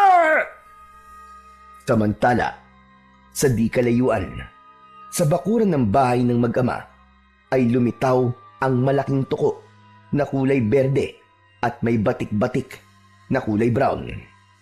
Parang walang anumang nakamatalang ito sa nagibang bahay. Makaraan ay malakas itong humuni na parang pinagtatawanan ang kaawa-awang sinapit ng mag-ama. Nang humupa ang pagsigaw ni na Conrad at Piccolo, pati na rin ang maingay na mga pag-atungal ng mga aswang na mening mula sa silong ng kanilang bahay, ay lumabas ang batang mening. Yun ay walang iba kundi si Lucio. Hawak-hawak na niya ang mutyang bato. Nang sandaling yun ay saglit na umilaw ng kulay berde ang kanyang mga mata. Nang muli namang bumalik sa dati, ay sumenyas siya sa ere. Ang resulta, mula sa mga halaman sa paligid ay lumitaw muli ang tuko. Mabilis itong lumapit kay Lucio at gumapang sa kanyang balikat. Uy, Tuko! Sa wakas, kuha na akin mutya ba to? Asa na Engkantado, Aramon? Sumagot naman sa kanya si Aramon. Tagumpay ang plano natin, Lucio. Magaling. Napakahusay mo. Ngayon naman ay tapusin na natin ang reyna ng mga mening. Sigurado akong ngayon ay nararamdaman na niya ang ginawa nating panluloko sa kanya. Humanda ka, Lucio. Ihanda mo na rin ang mga aswang na mening na ngayon ay kontrolado mo na. Nang sandalingang yon ay nagpupuyos sa galit ang reyna ng mga mening na si Aling Luming nang mapagtantong nilinlang lang siya ni Lucio. Napakahayop ng batang yon! Tuso! Inisahan ako ng batang yon. Pero bakit hindi ko man lang naramdaman na may kakaiba na pala sa damotres na batang yon? Buwisit! Buwisit talaga! Nangako pa man din ako at nabahagian pa siya ng kakayahang kontrolin ang mga alipores ko. Mag-isip ka ng paraan, Luming, kung paano mo ito mababaliktad. Buwisit ka! Buwisit! Napakabobo mo sa parting yan! Ngayon ay humanda sa akin ang batang yon. Tampalasan siya. Panahon na para ilabas ko ang tinatago kong pinakamalakas kong kapangyarihan. Hindi ako makakapayag na basta-basta na lang akong matatalo ng isang uhuging bata. Hindi dapat maubos ang mga mening sa gabing ito. Hindi maaari. At pinagana na nga ni Aling Luming ang tinatago nitong pinakamalakas daw na kapangyarihan. Una ay nagpalabas at ipinakalat nito sa ere ang maraming maitim na maninipis na usok. Ikalawa ay gumawa ito ng 3 kopya ng sarili. Bawat isa ay binilinan ng mga dapat gawin. Ikatlo ay nagbago ang anyo nito. Ganon din ang nangyari sa mga kopya nito. Biglang humaba palalo ang mabuhaghag at alun-alung buhok. Ang mga kuko ng mga ito sa daliri ay humaba at nagsitulisan. Medyo humaba rin ang mga bias ng mga ito kaysa karaniwan. Umumbok ang mga bunganga na parang sa aso na inuslian ng matatalas at nagtutulisang mga pangil. Pagkaraan ay unti-unti ang mga itong naging napakaitim na anino at nagsilutang sa ere. Ngayon ay humanda ang batang yon. 10 na kanyang pamilya at kung sino mang engkantadong gumagabay sa kanya. Ipatitikim ko sa kanila kung gaano kabangis ang reyna ng mga mening. Ngayon mga kopya ko, halina at sugurin natin ang mga kalaban na. Mabilis na kumilos ang mga ito at natuntun kagad ang kinaroroonan nila Lucio at ng kasama niyang malaking tuko. Nasa likuran ni Lucio ang hukbo ng mga mening na nasa kontrol niya. Galit na hinarap ng reyna ng mga mening na si Aling Luming at ng kanyang mga kopya, si Lucio. Dahil sa tindi ng galit nito, ay hindi na nito napansin ang parang kumislap na linyang nadaanan ilang di pa lang ang layo mula kay Lucio. Kasunod noon ay lumitaw ang isang parang portal na salaming hindi rin napansin ni Aling Luming dahil nakatalikod ito rito. Hayop kang batang mening ka! Tampalasang ka! Ha! Ang lakas ng loob mong lokohin ako! Pwes, humanda ka ngayon dahil ipaparanas ko sa'yo kung gaano kalakas ang itinatago kong mga kapangyarihan. Hindi mo ako basta-bastang matatalo. Ngayon ay malito ang labanan ako at ang mga kopya ko. Sukat noon din ay nagpaikot-ikot sa isa't isa si Aling Luming at ang mga kopya nito. Nang huminto ay talagang nalito si Lucio kung alin ang orihinal. Sana nga, iyo matalo ako at ang aking mutyang bato tanda. Kawawa naman ikaw. 4 laban maraming mening. Baka magsisi ikaw tandang pangit. Mga kasama ko mening, sugurin yung bruha aswang. Iyungudngud sila lupa hanggang bruha kanila pangit mo ka. Mga kopya ko, magpalabas kayo ng maraming itim na usok at palibutan ang damuhong batang yan. 10 ng mga mening na kontrolado niya. Ibalik din sila sa dati nilang katinuan. Bilisan niyo! Sugurin sila! Agad ngang nabalot ng makapal na itim na usok ang paligid na halos wala nang makita ang batang si Lucio. Kapwa siya at ang kasamang tuko ay grabing napaubo. Kasabay nito ang mga mening na kasama niya dahil sa usok ay isa-isang nanumbalik sa dati. Bunga nito ay galit na nagsiatungal ang mga ito at agad binalingan sina Lucio. Hindi maaari. Aramon, iyo ako tulong. Akin mutya bato, ayaw gana. Tulong! Aramon! Hindi maaari! Sa narinig na malakas na sigaw na yon ni Lucio, pati na ang nagmamakaawaring huni ng tuko ay nagdiwang naman sa tuwa. Si Aling Luming na reyna ng mga mening. Ang kawawang bata at tuko, wala palang kalatoy-latoy kalaban. At ang engkantadong si Aramon, siya na naman pala ang gumagabay sa kanila. Pwes, ngayon na magsisimula ang sunod-sunod mong pagkatalo, Aramon. Magmula ngayon ay teritoryo ko na ang buong baryong ito, maging ang buong kagubatan. Ngunit lingid sa kaalaman ni Aling Luming, sa likuran pala niya ay nasa labas ng portal na hindi pa rin niya napapansin ay naroroon pala ang totoong si Lucio at ang kasama niyang tuko. Noon ay nagbabaga sa kulay berde ang kanyang mga mata. Ganon din ang tuko. Senyalis yun na sabay silang may pinagalang mga kapangyarihang iniutos sa kanila ng engkantadong si Aramon.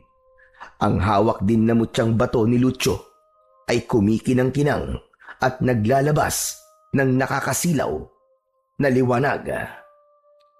Nang puntong yun ay sumagot si Lucio na noon ay nasa totoo niya ng anyo at paraan ng pagsasalita. Diyan ka nagkakamali, matandang reyna ng mga mening. Totoo nga pala sinabi sa akin ng engkantadong si Aramon na ang isa sa kahinaan mo ay bobo kang magdesisyon kapag nagagalit ka. Sayang naman ang malakas mong kapangyarihang inilabas. Ngayon, tignan natin kung sino ang totoong talo sa atin. Umanda ka ngayon! Marahas na napalingon si Aling Luming sa kinaroroonan ni Lucio. Sa wakas ay sakalang nito napansin ang portal na noon ay nagsisimula ng unti-unting magsara. Nanlaki rin ang mapupula nitong mga mata nang matuklasang napapalibutan na rin pala sila ng manipis na puting usok kasama ang kanyang mga kopya. Ang lahat ng mga meaning na mga nanumbalik na at ang peking sina Lucio at ang Tuko. Ang mga yun pala ay mga meaning din na binago ng kapangyarihan ng batong mutya ni Lucio. Hindi maaari. Hayop ka talaga, batak. Napakatuso mo talaga. Anong ginawa mo? Wala lang. Ikinulong lang po namin kayo sa loob ng bolang puting usok na unti-unting liliit hanggang sa maging isang bolang marbol. Sa ganung paraan ay hindi na kayo kailanman makakatakas pa. Wala nang mga aswang na meaning ang sasalakay pa ulit sa aming baryo. Ibig sabihin, ito na ang magiging katapusan nyo. Bye-bye! Hindi maaari. Hindi maaari. Mga kopya ko, sabayan niyo ako. Kontrahin natin ang bolang puting usok na ito at pigilan natin ang pagsasara ng portal. Hindi ako makakapayag na muli akong maikukulong ng Aramon na yon. Hindi maaari! Tinikap naman ng mga kopya ni Aling Luming na tulungan itong gawin ang inuutos nito. Nung una ay parang nagagawa pa ng mga itong muling mapalaki ang nakapalibot na puting usok at mapigilan ang pagsasara ng portal. Ngunit nang maramdaman ito ni Aramon ay agad nitong binulungan si Lucio. Lucio, madali ka. Sambitin mo na ang orasyong inilagay ko sa isip mo para tuluyan ang magsara ang portal. Sa ganung paraan, ay baliwala ng kahit na nung kapangyarihang pagaganahin pa ni Luming. Sige na, gawin mo na! Agad-agad, ganun na nga ang ginawa ng batang si Lucio. Malakas niyang sinambit ang orasyon na sinabi sa kanyang isip ni Aramon. Nakisabay pa sa paghuni ang tukong nakakapit sa kanyang balikat ng mga sandaling yun. Matapos naman ang ginawang orasyon, ay kagad at sapilitang nagsara ang portal. Kasunod nito ay bumilis ang pagliit ng bolang puting usok hanggang sa unti-untingang naging solidong marbol. Dinig na dinig ni Lucio ang katakot-takot na mga atungal at singasing ng lahat ng nasa loob nito. Lalong-lalo na ang reyna ng mga mening na aswang na si Aling Luming. Hayop ka talaga, Aramon! Hayop ka! Naisahan mo na naman ako! Makatakas lang ulit ako sa marbol na ito. Sa susunod kong paglitaw, ay sisiguraduhin kong ikaw na ang matatalo! Tandaan mo ito, Aramon! Hindi tuluyang maglalaho ang lahi ko! Darating din ang panahon na matatalo ka namin at maghahari ang kapangyarihang itim. Tuluyan nang lumiit ang bolang marbol na parabang holin. Nalaglag ito sa damuhan. Ganun na lang natapos ang laban ni Lucio sa kampon ng mga aswang na mening at sa reyna ng mga ito na si Aling Luming. Pinulot ni Lucio ang holen na marbol at kanya itong ibinulsa. Pagkaraan ay pinasalamatan niya si Aramon. Grabe! Ang galing niyo po, Enkantadong Aramon. Ang galing din po nitong batong mutyang ibinigay niyo po sa akin.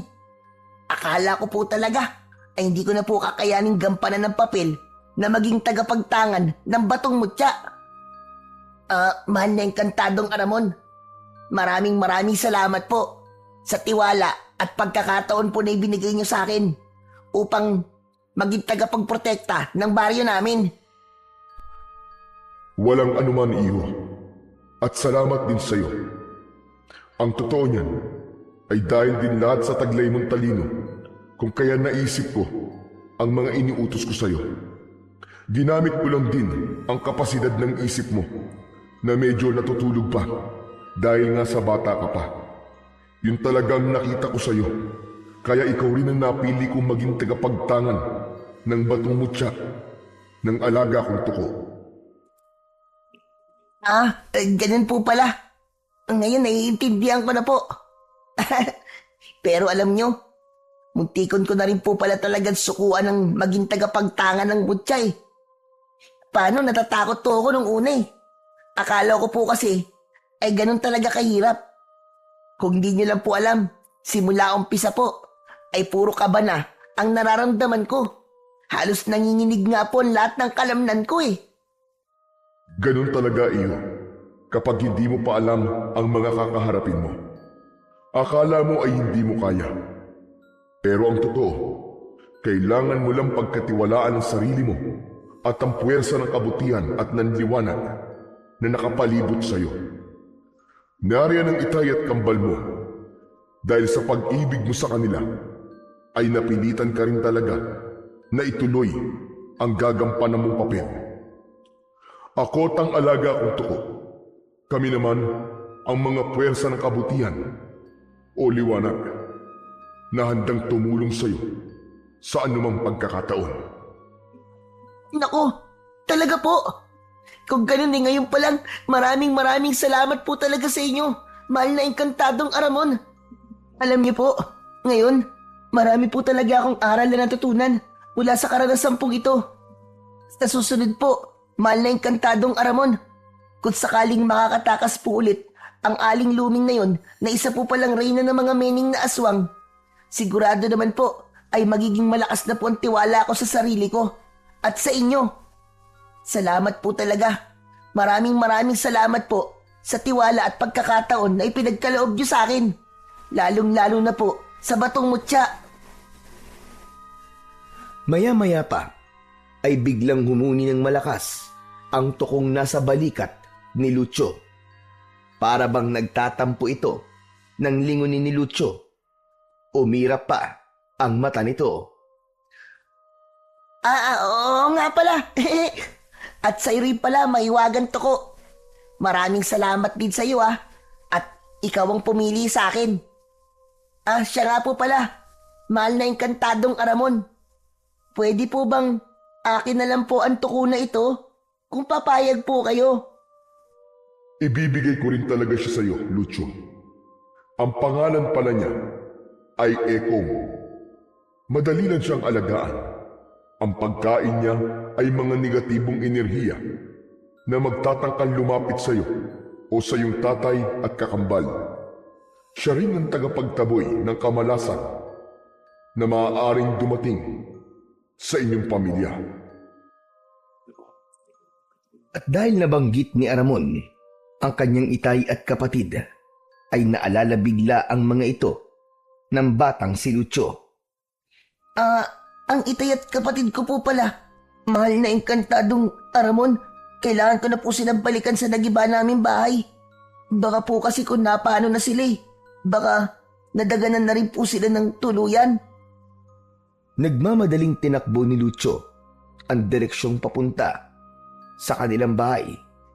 Ang alaga naman niyang tuko na kapit sa balikat niya ay hindi man lang natitinag sa mabilis na pagtakbong yun ni Lucio.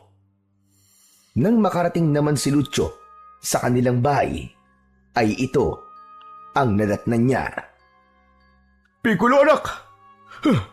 Ayos ka lang ba, anak? Wala ka kahit na anong kagat ng mga aswang na mening? Ano, anak? Sabihin mo! Nako, paano po itong nangyari, tay? Kahit po ako, wala rin akong maalala kung bakit wala po akong kahit na anong kagat ng aswang sa katawan ko. Samantalang pagkakaalala ko po nalapa po tayo. Ramdam na ramdam ko nga pong binaltak ng mga aswang na yun ng mga kalamnan ko. Ano po ba talaga nangyari sa atin, tay? Hindi ko nga rin maintindihan, anak. Saka, nasa na pala mga aswang na anino? Bakit wala na? Nang lumingalinga ang mag-ama, ay noon na nila napansin ang paparating na si Lucio na humahangos sa pagtakbo papunta sa kanila. Ha? Anak, tignan mo. Nakikita mo bang nakikita ko, anak? Ang kapatid mo si Lucio ba itong tumatakbo? Napapalapit sa atin? Hala, tay, si Lucio nga po yan. Buhay po si Lucio. Buhay ang kapatid ko! At hindi na po siya isang aswang! Salamat! Salamat sa Panginoon! At buhay ang aking kakambal! At nang tuluyan namang makalapit si Lucio, ay maluwaluwang napayakap kagad kay Piccolo. Maging ang ama nilang si Conrad ay nakiyakap na rin ng maigpit. Talagang nag-iyakan silang mag-aama. Panginoon ko, ang kambal ko. Salamat po, Panginoon. Salamat po sa inyo. Hindi niyo po kami pinabayaan. Buhay kami. Ligtas. Buhay ang aking kambal. Lucio, kambal ko. Ngayon ko napagtanto na mahal pala kita. Hindi na kita ipapalucho kay Itay sa tuwing magluluto siya. Pero, Lucio, kambal ko, mahal na mahal talaga kita. Hindi mo lang alam kung gaano ako nag-alala sa'yo. Siraulo ka talaga. Ako man, hindi na kita papuputokin kasama ng rebintador ni tatay. Pero Piccolo, mahal na mahal din kita.